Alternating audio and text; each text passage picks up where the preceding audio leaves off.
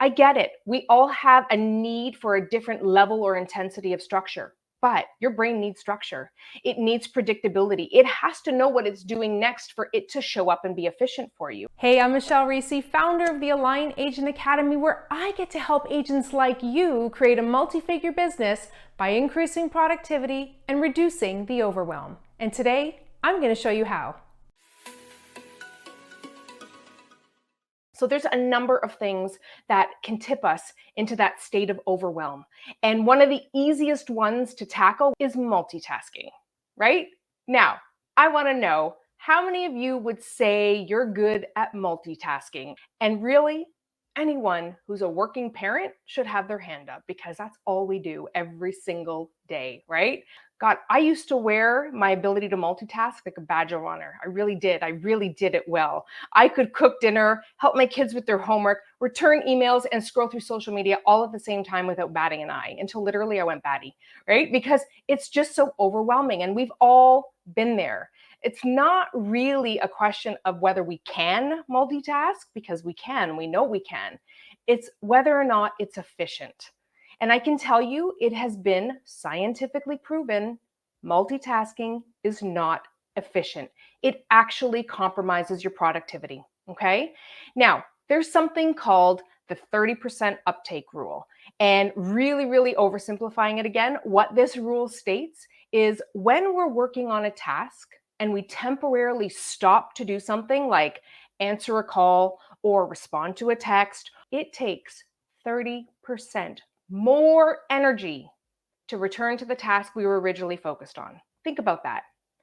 Think about your phone. Like, that's a really great analogy, right? Like, does your phone operate the same way when it's at 20% battery life than it does when it's at 100%?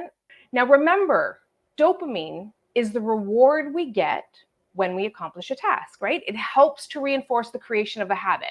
In addition to dopamine, we also, and we have a ton of chemicals, but we also have a stress hormone known as cortisol. Now, cortisol gets released during times of stress, right? It's the main chemical that we have in our body that is involved in flight or fight, right? When we multitask, our brain releases cortisol and adrenaline, but here's what else it releases: dopamine, right? We get a hit every time we start and stop. Why? Because that starting and stopping is tricking our brain into thinking we've accomplished a task. And guess what that does? It reinforces the multitasking behavior, which, as we know, is inefficient and unproductive. So multitasking is the combination of cortisol, adrenaline, dopamine, and whatever else gets pumped into us, and it leaves us in a state of confusion and scrambled thinking. And then we get rewarded for it, right? And then we end up repeating it. And then this state becomes our normal. How many of you have chaos as your normal state of being and operating? It's crazy to think that we thrive on adrenaline and chaos and doing a lot of things when in actual fact, all we're really doing is stressing our brains out, causing mental confusion, wasting energy, and we're compromising our productivity, okay? So now, here's the reality. Multitasking is ingrained in our society, right? We're probably never going to be able to just completely stop it. We're never going to be able to be complete monotasking human beings. But what we can do is start being mindful of where in our business it's causing us to lose 30% of our productivity, right? As a parent, you really can't be monotasking because you have to have eyes everywhere. You've got to be on high alert. I get that. But there are certain times where we've made that our normal, and that's the place we operate from. And what we need to start doing is being more mindful of where we're doing this and where it's really compromising our ability to be productive. I want to know, who are my list people? I want you to write list in the comments. I want you to tell me if you are somebody that loves creating lists, whether they're checklists or, whatever it is, and you love being able to cross something off and saying that you did it. But here's what I want you to notice. Do you ever notice how that list never ends? There's always something new that gets added to our to-do list, right? So instead of feeling accomplished at the end of the day, we end up feeling stressed and anxious, right? And then when it gets really bad, it keeps us up throughout the night because we're constantly thinking about everything that we have to do. Now, I don't want you not to use lists. Lists are good. Okay, so let's just lay that out there. Lists are great. Checklists are wonderful. So continue to write things down. But here's what I want you to do a little bit differently when you're tackling your list, right? I want you to be mindful of how you're tackling it. Remember, your brain has its natural way of wanting to operate. Well, one of the other ways it likes to operate is it likes to take that path of least resistance, right? Which means when you have a to-do list or a task, it's going to want to tackle the easiest one first. The brain wants you to do the fun things. It wants you to do the things that come easy because it knows it's going to get rewarded. That is the pathway it follows. That is how it's been automated, right? It's why we get so distracted when we are cleaning our desk instead of calling your leads, or organizing your fridge instead of calling your leads, right? The brain is going to want to tackle the easiest things first. In fact, I'll bet for all you list people, if you look at your list, chances are you've put your easiest tasks at like the top of the list, right? And then because we're creatures of habit, what do? We work from top to bottom. But what happens when you have a goal or a task and you never get to it? So here's how you're going to change that. And it's a task management strategy that actually works with your brain. And it's known as the commit to 3 strategy. Okay. Now, the commit to 3 strategy is a brain-based productivity strategy. And what it does is it harnesses the power of 3. Now, your brain loves the number 3. 3 little pigs, 3 blind mice. There's a reason why, you guys, they do these in nursery rhymes and things for kids, right? Because it's easy to remember. It's a good, easy, manageable number for your brain to process without it using a lot of energy and resources and without it tipping into overwhelm. And when you can learn to start chunking things down into groupings of 3, it's going to help to reduce the overwhelm and stress, which means your brain is going to be more optimized for productivity. Here's what I want you to do. Whenever you set out to complete a to-do list or a task or a goal, I want you to start looking at it a little bit differently. And I want you to start breaking it down and identifying your top 3 things. Okay? And how you're going to choose what those top 3 things are is going to be based on relevancy and importance. Once you have those top 3 things, then you're going to time block and carve out time in your schedule to complete them. Okay. And when you do that, you're not only going to achieve these goals faster, what you're going to end up finding is that you have a better ability to stay focused. You're going to ensure that you're actually working on the right things. And here's the big one, you're going to feel better.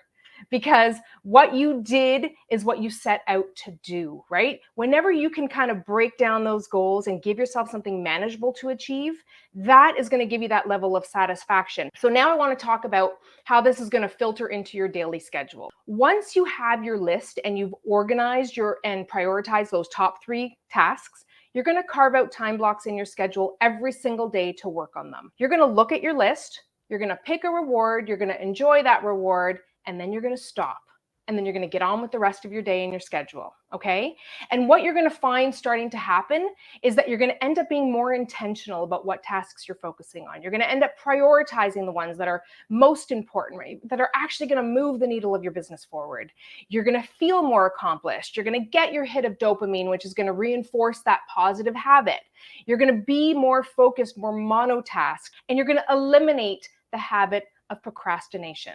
But what I want to do right now is I want to jump back to a concept I touched upon at the beginning, and that was, where does productivity come from, right? Where does it come from? It's a result of working in alignment with your blueprint. It's us focusing on the right things for us, right? Versus just aiming to do the right things. There's a difference. What's right for us doesn't always mean it's the right things, according to what other people say. Now, I want you to think about how many of you catch yourself doing things in your business because you think you're supposed to. Here's what I want you to remember. Everything works if it works for you, right? You have to actually be able to take action on things effectively, consistently, persistently. If you're trying to do things that go against your blueprint, it's going to feel harder, right? And it's not going to work because it's not aligned with you. Now, it is super important as a business owner to understand how you work best and what's going to work best for you. Here's the reality. My schedule and how I set myself up is going to look completely different than yours. Remember back to our dreams that we're after, right? It's not the number goal, it's the life that we want to live.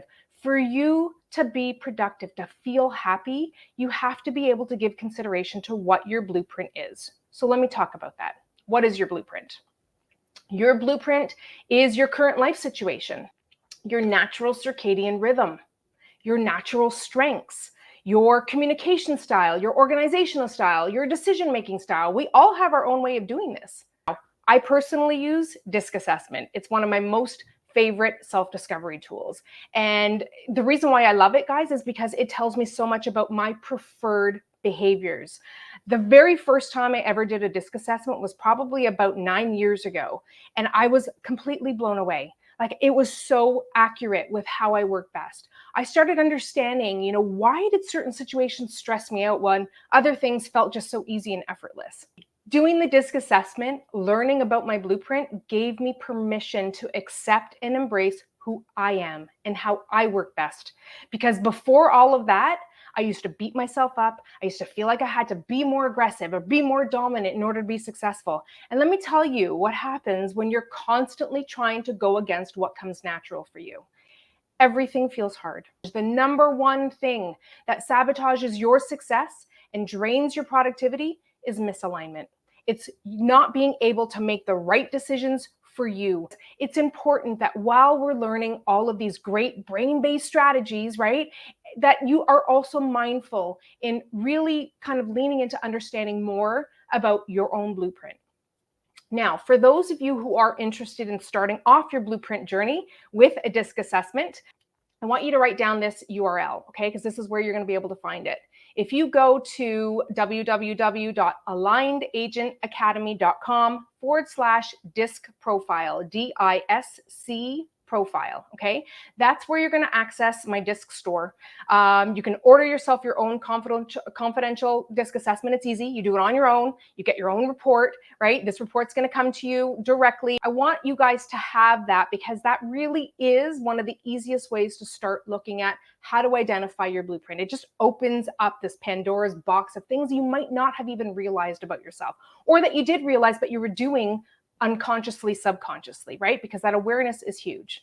And while you're there, don't forget to subscribe, turn on that notification bell, and of course, if you like this video, give me a thumbs up. I look forward to seeing you guys back here, same time, same place next week. Bye for now.